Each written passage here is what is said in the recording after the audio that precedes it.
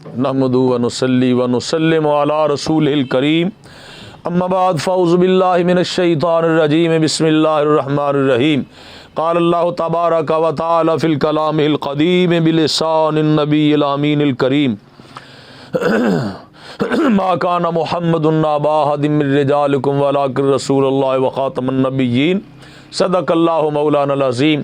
अल्लाह ताला वहदहु ला शरीक की हम्दो सना के बाद ला तादाद दुरूद व सलाम हज़ूर आक़ाए नामदार मदनी ताजदार सैयदुल अबरार सैयदना व मौलाना मुहम्मदुर रसूलुल्लाह सल्लल्लाहु अलैहि वसल्लम की दाते गिरामी पे कि जिनकी निस्बत पाकीज़ा की तुफ़ैल खैरात अल्लाह ताला ने हमें ईमान की दौलत अता फ़रमाई। अल्लाह की हुज़ूर दुआ है कि अल्लाह ताला हमें ता ज़िंदगी अपने महबूब करीम सल्लल्लाहु अलैहि वसल्लम की ग़ुलामी में रखे। और कुरान करीम की एक आया करीमा मैंने पढ़ने का शरफ़ हासिल किया जिसमें अल्लाह ताला इरशाद फरमा रहा है कि तुम मर्दों में से मेरे महबूब करीम सल्लल्लाहु अलैहि वसल्लम किसी के बाप नहीं है, लेकिन वो रसूल हैं और ख़ातमुन नबिय्यीन है, वो नबियों के सिलसिले को ख़त्म करने वाले हैं। यानी मेरे महबूब करीम सल्लल्लाहु अलैहि वसल्लम आखिरी नबी है, आखिरी रसूल है। हुज़ूर सल्लल्लाहु अलैहि वसल्लम की ख़त्म नबूवत का जो सबूत है, जो दलील है, वो कुरान करीम से ज़ाहिर है। अल्लाह ताला इरशाद फरमा रहा है कि मेरे महबूब करीम सल्लल्लाहु अलैहि वसल्लम ख़ातमुन नबिय्यीन है, क़यामत तक इनके बाद कोई और नबी नहीं आ सकता, कोई रसूल नहीं आ सकता। और प्यारे आका सल्लल्लाहु अलैहि वसल्लम ने भी इरशाद फरमाया, हज़रत अबू हुरैरा रज़ियल्लाहु ताला अन्हु रिवायत फरमाते हैं कि आका कौनैन सल्लल्लाहु अलैहि वसल्लम ने इरशाद फरमाया, मेरी और तमाम दूसरे अंबिया किराम की मिसाल ऐसे है जैसे एक खूबसूरत इमारत की, जैसे कोई एक खूबसूरत इमारत बनाए, इंतहाई खूबसूरत हो, मगर उसमें वो एक ईंट की जगह छोड़ दे, और जब तक वो ईंट न लगे उसमें तो उसका इमारत का हुस्न अपने पाया और तकमील को नहीं पहुंच सकता। तो रसूलुल्लाह सल्लल्लाहु अलैहि वसल्लम ने इरशाद फरमाया, फिर उस इमारत को जो भी देखेगा वो यही कहेगा कि इसमें कमी है तो सिर्फ एक ईंट की कमी है। हजूर सल्लल्लाहु अलैहि वसल्लम ने फरमाया, वो जो एक ईंट थी, हजूर ने फरमाया वो मैं हूं। हज़ूर सल्लल्लाहु अलैहि वसल्लम ने फरमाया, मेरी वजह से वो नबूवत और रसालत का जो खूबसूरत तरीन महल था, हज़ूर ने फरमाया वो मुकम्मल हो गया, उसकी इमारत मुकम्मल हो गई। और आप माशाअल्लाह जानते हैं, अगर कोई इमारत, कोई महल, कोई बिल्डिंग अगर बिल्कुल वो मुकम्मल हो गई, लिखने वाले ने उस पर लिख दिया कि अब ये इमारत मुकम्मल है, इसमें किसी किस्म की ज़ेबाइश की, इसमें किसी किस्म की आराइश की, इसमें किसी किस्म की और ईंट की, टाइल की गुंजाइश नहीं है, अब जो फिर इसके बावजूद उसमें कोई ईंट लगाने की कोशिश करेगा, उसकी खूबसूरती अपनी तरफ से और बढ़ाने की कोशिश करेगा, वो तो बढ़ गई, वो तो अपने पाया तकमील को उसका हुस्न पहुंच गया। अब अगर कोई ये करे कि इसमें मैं भी एक ईंट लगा दूं तो यकीनन वो बेवकूफ़ होगा। दीवार बिल्कुल मुकम्मल है, उसके ऊपर कोई अगर ईंट लगा दे तो वो ईंट जो है वो उस पे उसका वो हुस्न ख़राब कर देगी। तो प्यारे नबी सल्लल्लाहु अलैहि वसल्लम ने इरशाद फरमाया, अब नबुव्वत और रसालत का जो महल था वो मुकम्मल हो गया। हुज़ूर सल्लल्लाहु अलैहि वसल्लम ने फरमाया, मेरी तशरीफ़ आवरी के बाद अब कोई इसमें ना दाखिल हो सकता है, ना इसमें कोई अपनी और ईंट लगा सकता है। अब रसूलुल्लाह सल्लल्लाहु अलैहि वसल्लम के बाद हजूर ने भी इरशाद फरमाया, हजूर ने फरमाया, अना खातमुन नबिय्यीन ला नबी अबादी, हजूर ने फरमाया मैं ही खातमुन नबिय्यीन हूँ, मैं ही अंबिया रसूलों नबियों के सिलसिले को ख़त्म करने वाला मैं ही हूँ। अना वसात तो कहा तई ने बुखारी शरीफ में मौजूद है। हजूर ने फरमाया, अब मैं और क़यामत इन दो उंगलियों की तरह मिले हुए हैं, मेरे और क़यामत के दरमियान अब किसी का ज़माना नहीं। अब फरमाया क़यामत तक मेरा ही ज़माना है। अब जो ये कहे कि मैं नबी हूँ या मैं रसूल हूँ या मैं दिल्ली नबी हूँ या बरूजी नबी हूँ, तो फरमाया वो कज़्ज़ाब होगा, वो लानती होगा, वो झूठा होगा। रसूलुल्लाह सल्लल्लाहु अलैहि वसल्लम ने फरमाया, अगर कोई ये दावा करे तो उससे दलील ना मांगो, बल्कि उसके कज़्ज़ाब और झूठा होने के लिए यही काफ़ी है कि वो कह दे कि मैं नबी हूँ। हमारे प्यारे रसूल सल्लल्लाहु अलैहि वसल्लम ने फरमाया, उससे बहस करने की कोई फ़ायदा ही नहीं है, क्योंकि वो है ही झूठा।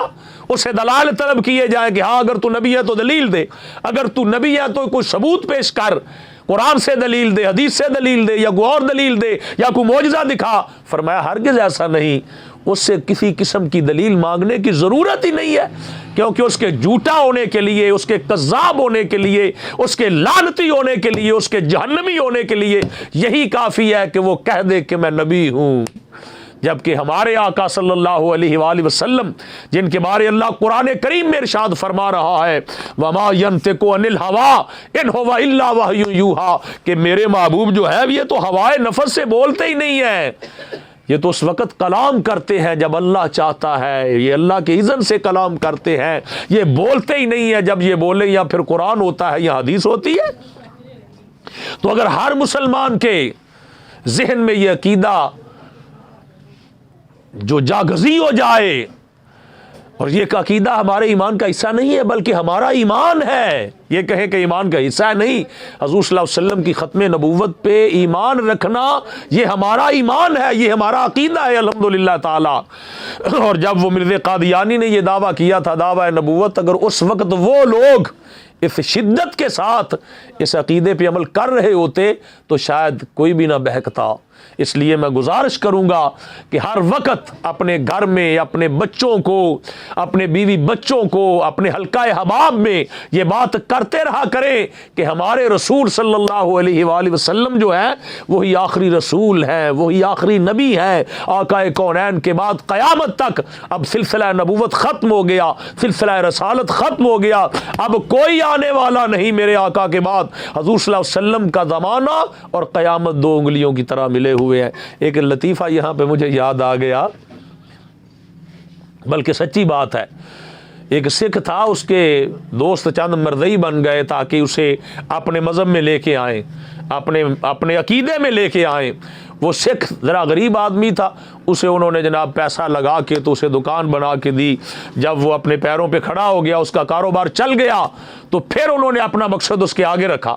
وہ کہنے لگے سردار جی اساں ویکھو تواڈے نال کنا پیار کیتا ہے، تواڈے نال اسی بڑی محبت کرنے ہاں، تسی ساڈے یار ہو، اسی تواڈے بھرا ہاں، تسی ساڈے بھرا بن گئے ہو، تواڈی ہر تکلیف وچ اسی جناب جدوں بھی تانوں کوئی پریشانی ہوئی ہے اسی تواڈے سر تے کھڑے نہیں ہوئے۔ وہ سردار نے کہا بھراؤ بالکل ٹھیک ہے، تسی ایسا ہی کر دیو، میرے لائق جو حکم ہوئے دسو۔ انہیں پھر ساڈی ایک گل مان لو۔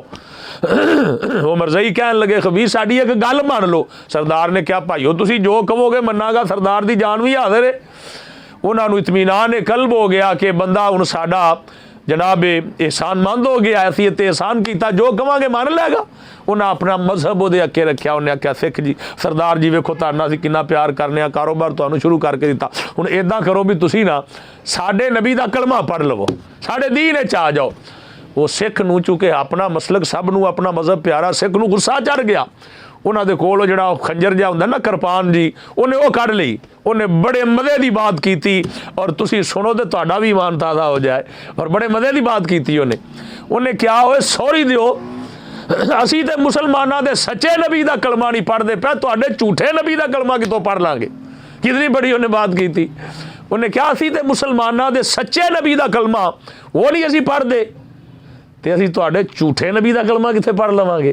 تو دوستان عزیز سکھ دی بات، حالانکہ وہ مسلمان نہیں سی لیکن انہوں نے کتنی بڑی بات کر دی تھی۔ لیکن ہر مسلمان دا مومن دا عقیدہ ہونا چاہیے کہ ساڈے پیارے آقا جناب محمد رسول اللہ صلی اللہ علیہ وآلہ وسلم ان کے بعد اب کوئی نبی نہیں ہے، ان کے بعد اب کوئی رسول نہیں آ سکتا قیامت تک۔ اب قیامت تک میرے اور آپ کے رسول کا ہی زمانہ ہے۔ تو اللہ تعالی ہمیں عمل کی توفیق عطا فرمائے۔ جہاں بھی آپ بیٹھے میں عرض کروں گا بلکہ اپنے گھر میں بھی اس عقیدے کو دہراتے رہیں تاکہ ہمارے بچوں کے ذہن میں بھی یہ بات یہ راسخ ہو جائے کہ ہمارے آقا صلی اللہ علیہ وسلم یہ آخری نبی ہے، آخری رسول ہے۔ حضور کے بعد جو آئے گا وہ کہے گا میں نبی ہوں، میں رسول، وہ جھوٹا ہے، وہ کذاب ہے، وہ لعنتی ہے، وہ جہنم کا کتا ہے۔ یہ یاد رکھنا۔ اللہ ہمیں عمل کی توفیق عطا فرمائے۔ ھذا باللہ التوفیق۔